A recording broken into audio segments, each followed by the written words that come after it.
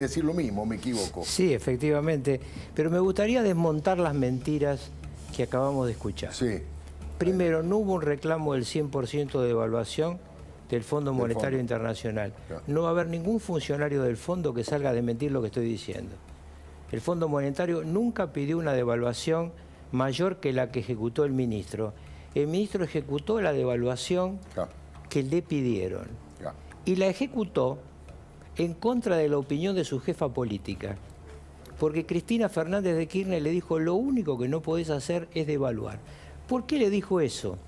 Porque es tan evidente que cuando uno devalúa sin plan pasa lo que pasó. Claro. Porque es mentira. Yo sé que va a haber un índice de inflación del 10, 12, 14%, pero esos son los índices. La gente común, en alimentos, medicamentos y bebidas, ha tenido aumentos entre el 20 y el 40% en las cadenas normales de comercialización. ¿Y por qué digo esto? Hoy le mandé a Alfredo el video de una señora, el audio de una señora, que me interesó que él lo conociera, porque viene de lo más profundo de la provincia de Buenos Aires, donde está la realidad, no la que nos vende por la televisión Sergio Massa. La realidad de esta señora, de las señoras que me escuchan, que me ven, que saben que les digo la verdad en la provincia de Buenos Aires, es que este gobierno gorila e insensible les está matando de hambre, porque no consiguen azúcar a ningún precio, no consiguen leche para sus hijos, no consiguen pollo a ningún precio, no consiguen arroz, no consiguen las mercaderías porque no hay precio. ¿Qué pasa? Acá nosotros en la ciudad nos pueden mentir un poco, porque en los supermercados están las tarjetas de crédito, los precios injustos, que ellos llaman justos. En la provincia, en el sector más duro, de los que no van a votar a este gobierno, en ese sector, la gente que está sufriendo va a los comercios de cercanía. Porque la mamá no puede dejar los pibes en su casa solas y tomarse un colectivo e ir al supermercado, porque el señor no puede perder el presentismo laboral. Esa gente está pagando mucho más que en los supermercados. Entonces, este golpe al bolsillo de la gente más humilde no se arregla con esto que hizo Sergio Massa. Primero porque la primera estafa es que sea desde el mes que viene. Pero pedazos de caraduras, los problemas están hoy. No están dentro de un mes. El hambre de la gente está hoy, no está dentro de un mes. Y si quieren poner plata, pónganla del gobierno nacional. Porque ese es el que se queda con la torta del dinero, que es lo que le han dicho los gobernadores privadamente al ministro del Interior. Cierren los 14 ministerios que están de más. Usen esa plata que están gastando en la política en ayudar a la gente. No vengan a pedirle ni a los gobernadores ni a los intendentes que paguen el pato de esto, y mucho menos al empresario, porque el empresario tiene todos los tamaños. Por eso es mucho más importante los aumentos por paritaria, que siempre pidió la CGT, que hoy está en silencio, en lugar de aumentos fijos. Porque el aumento fijo achata la escala, y el aumento fijo no es lo mismo que lo pague una pyme que una superempresa internacional. Entonces todo esto es una inmensa mentira. Y hay que decirlo así, es una inmensa mentira. Por eso yo dije ayer y reitero hoy, el candidato Sergio Massa está frito. ¿Federico? Mira, coincido con este paisaje que describe Rucauf, con lo cual lo que uno ve en el gobierno frente a esta pregunta, ¿quién gobierna hoy? Y a quién le habla, a quién le grita Alberto Fernández, yo creo que se grita a sí mismo, porque es la admisión de la impotencia, la admisión de que jamás fue presidente y está fingiendo ese papel de presidente. Pero lo que uno ve no es un gobierno, es un grupo de gente alucinada que se hablan unos a otros como si nadie los estuviera viendo. Esa imagen del presidente hablando en medio de una ruta, es como que no ha visto nunca el correcaminos. Uno dice, correte porque te va a llevar el colectivo puesto, el tren. Es un espectáculo realmente, si no fuera por la situación económica que está viviendo la gente, que es dramática, sería cómico. Pero desgraciadamente no hay lugar ni siquiera para reírse 5 minutos. Es tan extrema, tan dramática la situación de la Argentina, Alfredo. Y es cierto, digo, acá en la Ciudad de Buenos Aires, los porteños vemos una suerte de oasis que no se repite para nada en la provincia, en las provincias. Realmente la situación es dramática. Uno lo que ve acá ¿Viste los 7 locos de Roberto Arlt? Son 7 tipos alucinados que están al final. Mira, yo me acuerdo del final del proceso de Kafka que dice, y la vergüenza lo sobrevivió. Claro. Cuando vos lo ves al llamado presidente, es una vergüenza, es la encarnación de la vergüenza. Esa es la novela, ¿no? El proceso de Kafka, y es el final de un proceso. Estamos asistiendo al final de un proceso. ¿Qué va a venir después? Bueno, es la otra gran intriga. Las urnas lo dirán, las urnas lo Yo dirán. quería decir Sí, algo, Mónica. Alfredo. A mí me parece que también los gobernadores y los intendentes, y a su manera los empresarios, le están diciendo a Massa, no te vamos a financiar la campaña. No te vamos. Estás privatizando el costo de la campaña, porque la verdad es Claro. que estas medidas paliativas son la nada misma para la gente. Está bien, es un momento en que cualquier cosita suma, cualquier peso Sí, ayuda arrima, un poquito, sí. pero son casi de ficción. Entonces los gobernadores y los intendentes dicen, macho, pagate vos la campaña, Claro. sacá la tuya, no la nuestra. Eso por un lado. Y los empresarios están reconociendo que hay como una suerte de privatización del costo de la campaña política del oficialismo. Exactamente. Del frente de todo, como querramos llamarlo, es un delirio. Yo lo pensaba por el lado de la política estricta, la concepción de lo que debe ser el poder. Creo que lo comentaba ayer con Débora. Cuando alguien que presuntamente se autopercibe líder, Superman, superministro como Massa, da órdenes, ustedes van a pagar el bono, ustedes van a pagar el anticipo, las empresas y todo. Y cuando su propia gente no le hace caso, cuando su propia gente se revela, bueno, quiere decir que cuando uno da órdenes tiene que asegurarse que se cumplan, porque si no se cumplen se deteriora, pierde, se vacía de poder, y eso es lo que estamos viviendo, porque Alberto no existe. No acusa peso en la balanza nada de lo que Alberto diga. Cristina directamente en un silencio, yo diría, lindante con la huida, lindante con la huida. Cristina se ha borrado de una forma dramática. Ni hablamos de su hijo, ni hablemos de su hijo que no ha hecho ni una declaración. No. Es el primer candidato a diputado por la provincia. Es el presidente del Partido Justicialista. Fíjese que hasta Pablo Moyano, que hasta hace 15 minutos era su mayor aliado, escuche lo que Pablo Moyano plantea diciendo que aparezcan, por favor. Después Extremo. no se van a poner a llorar, ¿no? Pablo Moyano. Hay una reacción de los integrantes de Unión por la Patria. No lo veo hablar al presidente, no lo veo hablar a la vicepresidenta, no lo veo hablar al presidente del PJ de la provincia de Buenos Aires, a los gobernadores, a intendentes. De hecho, después no lloremos, después no lloremos cuando si ganan estos tipos te sacan la indemnización o te quedas sin laburo. Yo hago un llamado a todos los integrantes de Unión por la Patria, a los movimientos sociales, al movimiento obrero, a la clase política, que también, viejo, salgan a militar. Es preocupante, ¿no?, que nadie sale a hablar. Lo veo que el ministro toma medidas y que no hay un respaldo político importante. Bueno, es bastante cierto, Sí, Ruca. No salen a hablar porque les da vergüenza. ¿Massa les da vergüenza? Les da vergüenza lo que está Yo ocurriendo. no sabía que tenía ese atributo más de que le diera vergüenza. Pensé que le había perdido hace los mucho. que lo tienen que defender, Sí, no lo sí, defienden. es una broma. No, está bien. Lo que pasa es que como la televisión es maldita, yo quiero en esto ser muy serio, los intendentes se dan cuenta claramente de lo que está pasando. Claro. Muchísimas jubiladas han tenido que cortar el gas en su casa y van a comer a la casa de un vecino que les cocina porque no pueden pagar la factura de gas. Sí. Hay muchos carniceros y almaceneros en la provincia de Buenos Aires que han tenido que apagar las heladeras porque no pueden pagar la electricidad y entonces llevan a cámaras frigoríficas comunes. Hay mucha gente que tiene además el drama de los cortes de luz, que en el medio de este desbarajuste colectivo pasan desapercibidos.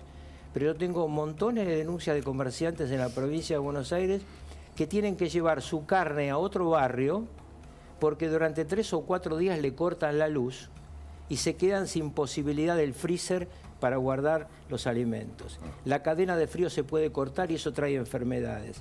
Los jubilados van a la farmacia y no pueden pagar los medicamentos. Van a la farmacia y se quedan llorando con la mitad de los medicamentos que tienen que comprar. Es tremendo. Hay madres que no pueden comer ellas y sus hijos y optan, como todas las madres, porque coman sus hijos. Esto los intendentes lo ven porque son los sensores de lo que pasa. ¿Y qué va a ocurrir? Los intendentes van a ir y van a llevar la boleta del candidato o la candidata que le pida a la gente. Lo que le pide a la gente, claro, es delivery. Vos querés Patricia Bullrich, acá está, y acá está abajo tu intendente que a vos te cumple. Claro. Por eso ustedes van a ver, ya se vio en las PASO, pero es el comienzo. Una inmensa diferencia de corte de boleta. Van a tener intendentes con el 55 o 60%, un gobernador que va a estar en el 35% y un candidato a presidente que ahora ya está en los cálculos de los propios intendentes en el 23%. Bueno, con su experiencia, sobre todo en la provincia de Buenos Aires, yo creo que hay poco precedente de un corte de boleta, desde el punto de vista estrictamente matemático y numérico, no hay mucho precedente de un corte de boleta de estas características. Jamás. Todos los analistas con los que uno hablaba, que analizaban sobre todo la política provincial en Buenos Aires, decían, bueno, históricamente no es más de 4, más menos. Esto es inédito. Débora, un intendente me dijo antes de la elección, me piden que mueva a la gente de su casa para ir a votar. Pero si los muevo, van a votar en contra. Porque los peronistas se quedaron en su casa. Si ustedes ven el análisis que hizo el otro día Carlos Pañi, es impecable. No es que se fueron a otros partidos. La inmensa mayoría no siente que esto sea peronismo. Y no los va a votar, no los votó ni los va a votar. Por eso está frito Sergio Massa. Y por eso los gobernadores empiezan a tomar más distancia. La primera distancia, recuérdense, fue cuando adelantaron las elecciones porque tenían miedo que la mochila de plomo fuera Alberto Fernández, el presidente holograma. Ahora, ahí está también la situación de Kicillof en la provincia de Buenos Aires, porque en realidad es el último bastión del kirchnerismo. Si la provincia de Buenos Aires la pierden, el kirchnerismo se evapora de la escena política nacional para siempre. Ahí hay un problema central que obviamente hoy otra vez va a quedar en manos de los intendentes. Al haber 3 boletas que arrastran gobernador, el gobernador con los votos que sacó le está dejando sin votos a uno de los otros 2. Porque los votos de Milei son votos sin corte. Son votos muy emocionales. Va la boleta completa. Porque son votos siempre, la mayoría del voto es de menos 30. Yo le decía el otro día a un amigo, hay una nueva grieta en la Argentina, entre nietos y abuelos. La nueva discusión es, ¿por qué vas a votar? Y otro dice, no, pero votá a este. Bueno, esto implica que sube una candidata a gobernador poca conocida, pero le quita a Grindetti, un gran candidato a gobernador. Grindetti vale la pena aclararlo. Es un excelente intendente de Lanús, muy respetado por sus vecinos. Le dicen el Quindimil pelado, que esto en el peronismo es todo un tema. Y es muy respetado por sus colegas de las demás fuerzas políticas. Por eso está creciendo Grindetti en la provincia de Buenos Aires. Pero la tarea es muy difícil porque esto que explicaba Mónica tiene el problema de los tercios. En la Nación, los tercios se pueden arreglar con la segunda vuelta. En la provincia por un voto. Fede, te quería preguntar algo. Otra cosa inédita de la que estamos hablando es, primero, el peor resultado de la historia del peronismo a nivel nacional. Primera de las cosas. Segundo, nunca estuvo tan cerca de lo que decía Mónica, de que una derrota en la provincia de Buenos Aires sea el comienzo de la atomización, yo diría de que el peronismo que gobierna se libere del secuestro al que lo ha sometido el kirchnerismo. ¿Vos pensás que eso puede ocurrir? Pero si eso no pasa y si gana Kicillof, bueno, hay kirchnerismo para un tiempo más todavía. Mira, yo veo un colapso del peronismo en general, yo veo el colapso total del kirchnerismo. Yo le veo muy pocas chances a Kicillof, de verdad. Me parece que las encuestas otra vez se están empezando a equivocar. Honestamente te lo digo, yo no sé, no hago encuestas, pero uno más o menos palpa. Yo honestamente te digo, Alfredo, yo creo que Massa no tiene ninguna chance de entrar a un balotaje. Está muerto. Yo creo que Kicillof, y él mismo está manifestando esa desesperación, ve cómo se está hundiendo en la provincia de Buenos Aires. Yo no le veo sobrevivir al kirchnerismo, ni aunque ganara Kicillof, cosa que yo descarto por completo. Pero ojo con las encuestas, porque otra vez, yo la verdad si fuera encuestador, yo me escondería debajo de una baldosa y no saldría nunca más, ¿no? Y otra vez empiezan estas encuestas dándole alguna chance a Massa. Massa la verdad que no tiene chance, ¿viste? Pareciera ser que a veces quieren convencer a la gente, digamos, de un panorama que no tiene nada que ver con la realidad. Yo sí la veo a Patricia Bullrich creciendo este último tiempo, y me parece que tiene muchísimas chances más de entrar a un balotaje Patricia Bullrich que Massa, que la verdad está políticamente muerto. Mira, Luis Barrio Nuevo se ha hecho famoso durante su trayectoria política por varias cosas. Una de ellas son algunas frases que son muy definitivas. En los últimos tiempos ha actuado con cierto oportunismo, obviamente. Hoy o ayer, creo, desde Catamarca, tiró una frase que es muy fuerte, que para aquellos que no son burreros se la explico un poco, porque hoy en la radio me preguntaban qué es el chicote, porque dijo que Javier Milei va a ganar en primera vuelta sin chicote. Chicote es la fusta, es un término burrero, sin golpear al caballo, gana con comodidad, dijo Luis Barrio Nuevo. Esto es lo que dijo ayer, pero después le voy a mostrar lo que dijo hace muy poquito también. Que la gente fue a votar y votó con un cambio y votó con la bronca. Yo creo que esto fue lo que sucedió, y ahora, te digo, hoy veo de que no tengo duda, y por lo que estoy viendo, porque lo veo en mis nietos, ya no en mis hijos, en mis nietos que ya votan, ya lo estoy viendo, todos con Milei. Entonces yo creo, como decimos los catamarqueños, yo creo que gana en primera vuelta sin chicote. Bueno, esto dijo en primera vuelta sin chicote, o sea, sin forzar la marcha, gana Milei. De todas maneras, también hay que tomar, por supuesto, todas las opiniones con pinzas, pero hace muy poco fue el primero en proclamar a Guado de Pedro presidente, ¿o no se acuerda? En la reunión que hemos tenido de secretarios generales de todo el país, que somos 58 sindicatos en todo el país, y el Congreso de Delegados, que es el órgano máximo de nuestra organización, ha resuelto por unanimidad acompañarlo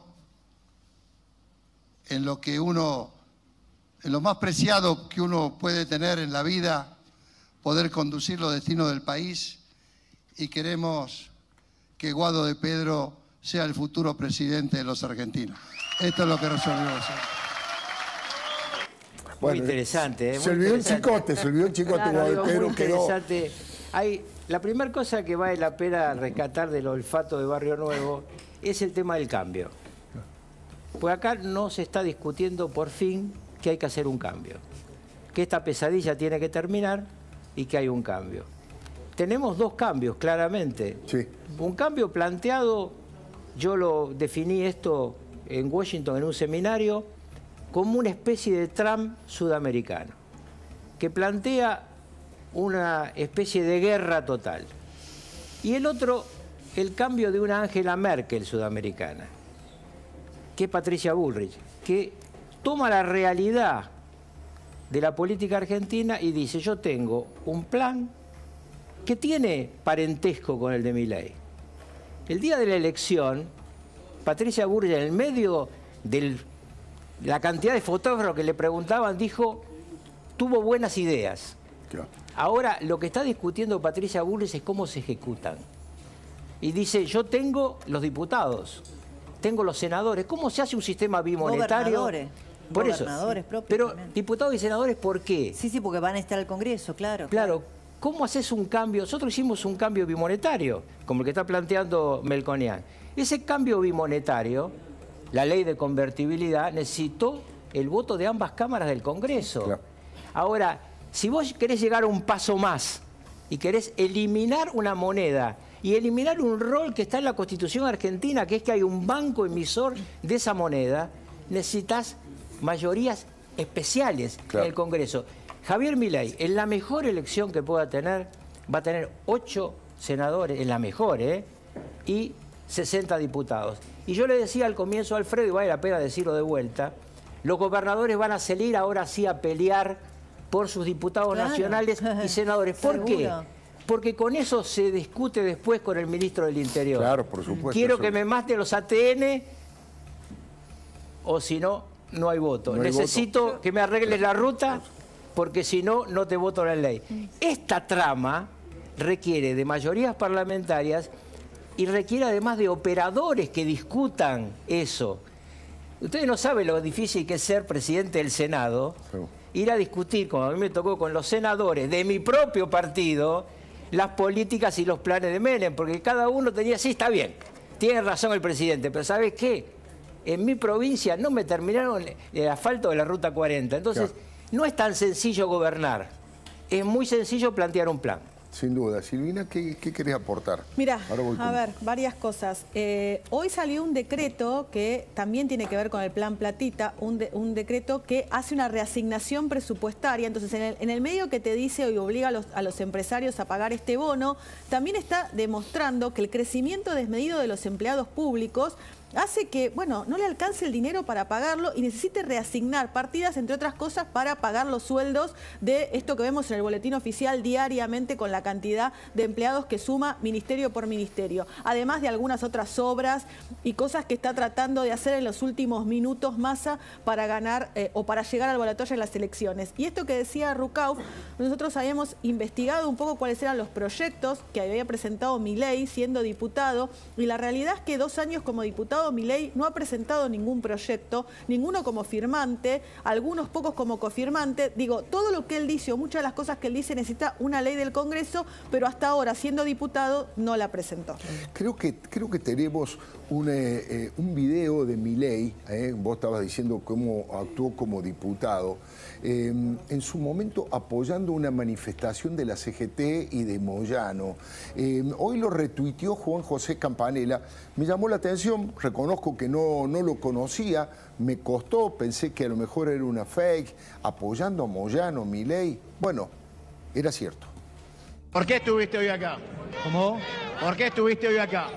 Bueno, básicamente, digamos, el motivo por el cual yo vine acá es porque la idea es que este gobierno intenta restaurar un régimen fascista como el de la década del 30, donde básicamente, digamos, los empresarios y los políticos corruptos hacían negocios a espalda de los trabajadores.